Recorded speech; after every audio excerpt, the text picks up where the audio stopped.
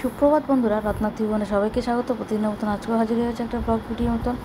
আবার সেই ভুলটা করলাম, প্রতিদিন আমি এই চ্যানেলে ব্লগ ভিডিও দিই না গো, একদিন শর্ট দিয়ে একদিন ব্লগ ভিডিও দিই। সে যাই হোক, দেখো এখানে সবজি কাটবো, সব থালা বাসন সব নিয়ে নিয়েছি। এবার সবজিটা কেটে নিই।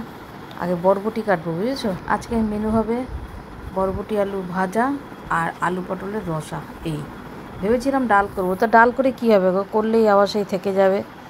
যাই করি না কেন তাই থেকে যায়, দুজন খাবো, ওই জন্য অল্প অল্প পরিমাণে করি। তাও না, এত অল্প পরিমাণে রাঁধতে পারি না, যে অল্প পরিমাণে রাঁধতে গেলে যেন মনে হয় যে খুন্তি আর মানে কড়াইয়ের মধ্যে যেন টোকা লাগে। তা এখন একটু অভ্যাস তো করতেই হবে, কিছু করার নেই। একটু অসুবিধা হলেও অভ্যাস করতে হবে। তাই এগুলো কেটে নিই তারপরে রান্নাটা বসিয়ে দিই। একটায় বসিয়েছি ভাত আর একটায় চা বসিয়েছি, দুদিকে দুটো বসিয়েছি। পুজো আমার হয়ে গেছে, পুজো হয়ে প্রসাদটা খেয়েছি। এবার এই চাটা হয়ে গেলে সবজিটাও কাটা হয়ে যাবে, তারপরে চা খেতে মানে চাটা খেয়ে তারপরে এই রান্নাটা বসাবো। আলু পটলটাকে করে নেব, তারপরে বরবটি আলুটা ভাজবো। আজকের ওয়েদারটা গরম আছে, তবে তুলনামূলক অন্য দিনের থেকে একটু কম। এটা শুক্রবারের ব্লগটা, গরম তুলনামূলক একটু কম। তা কেটে নিই। কালকে রাত্রিবেলা তোমাদের দাদাভাই এনেছিল পটল বরবটি। এত তাপ না, আর এখানে এত এখানে তো নিরামিষ ঘরে তো কোনো ফ্রিজ নেই, তো শুকিয়েও যায় জানো তো, রাত্রিবেলা আনলেও শুকিয়েও যায়। কাটতে গিয়েও না বুঝে বুঝে কাটতে হয়। তোমাদের দাদাভাইকেও ডেকেছিলাম, দেখো তো একটুখানি পরিমাণটা বোঝো তো। ওদিকে বারবার তাকাচ্ছিলাম, তোমার দাদাভাইকে ডেকে আমি বলছিলাম, নাহলে তো আবার বেশি হয়ে যাবে, আবার থেকে যাবে। তবে যেহেতু ভয়েসটা আমি পরে দিচ্ছি, সেহেতু মানে যা রান্না করেছিলাম পুরোটাই আমার উঠে গেছে, কিচ্ছু থাকে না, এই এক ভালো। নাহলে রোজ রোজ না ভালো লাগে না, বাসি থেকেই যায়, এরকম করতে করতে অনেক বাসি জমে যায়।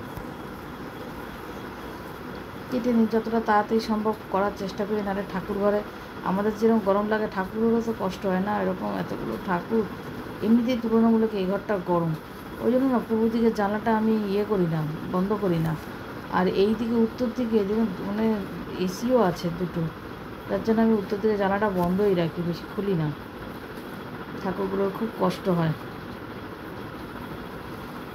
রাঁধতে তো বেশিক্ষণ টাইম লাগে না, কাটতে করতেই টাইম লাগে। তো ওই জন্য কাটার কাজটা আগে সেরে নিই। ওই গ্যাস ওপরে দুটো একদম সিমে করে দিয়েছি, যাতে আস্তে আস্তে হোক, নাহলে বারবার ওঠবোস করতে হবে। পটলের সাইজগুলো না বেশ ভালো, বেশ দরমার পটলের মতন, তোমাদের সঙ্গে একটু শেয়ারও করলাম, দেখালাম।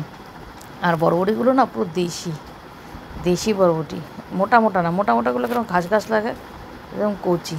জলটা ফুটে গেছে, চায়ের জলটা, ওই জন্য বারবার তাকিয়ে দেখছি শুকিয়ে না যায়।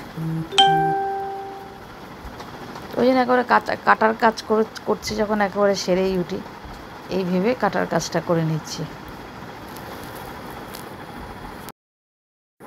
ঠাকুরকে যে পোছাই সেই গামছাটা ধুয়ে নিলাম। এই গামছাটা ধুয়ে নিয়ে এবার এই ঠাকুরের যে ফুলের প্যাকেট, এই যে বিশেষ করে বেলপাতা, দূর্বা, তুলসী, এই প্যাকেটটা আমি এবার ঢাকা দিয়ে রাখছি। মানে ঢাকা দিয়ে ওপর থেকে এটা একটু জড়িয়ে দিচ্ছি, নাহলে না খুব সমস্যা, খুব একদম শুকিয়ে যায় গো। বেলপাতাগুলো তো একদম মানে পাঁপড়ের মতন হয়ে যায়।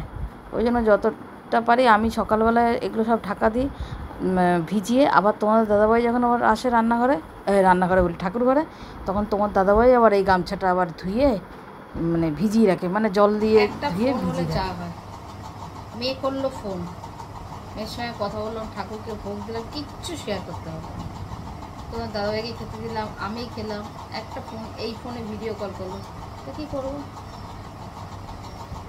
আর তোমার দাদাভাই ফোন দিতে চায় না, ওদের শুধু খবর মুখস্থ করে।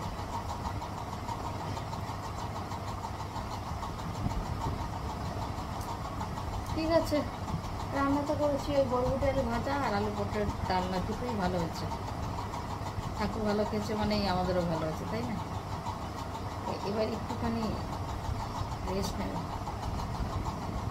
শরীরটা ঠিক জুট নেই। আগে দেখো না, মাথায় কি তেল দিয়েছি দেখেছো, চুপচুপ করে তেল দিচ্ছি পুরো চুলে। একটু রেস্ট নেই। তো তোমার দাদাভাই বেরোচ্ছে। আজকে সব খাবারটাও না এই ঘরে নিয়ে এসছে, আমরা দুপুরে ওখানেই খেলাম, নাহলে এই ঘরটা গরম তো নষ্ট হয়ে যাবে। হ্যাঁ, ছাতাটা তো সব নিয়েছো?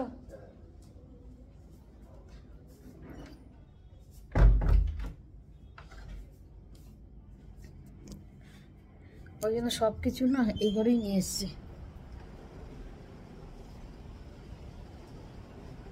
এই দেখো খাবারটা, এই দেখো।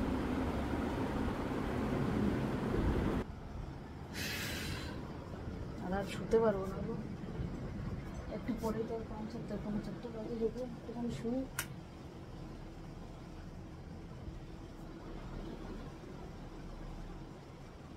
এই রেগুলেটরটা না কমে না। এখানে যেহেতু ভিডিওটা ছোটোই দিই, তো ভিডিওটা আজ মতন এখানে শেষ করলাম।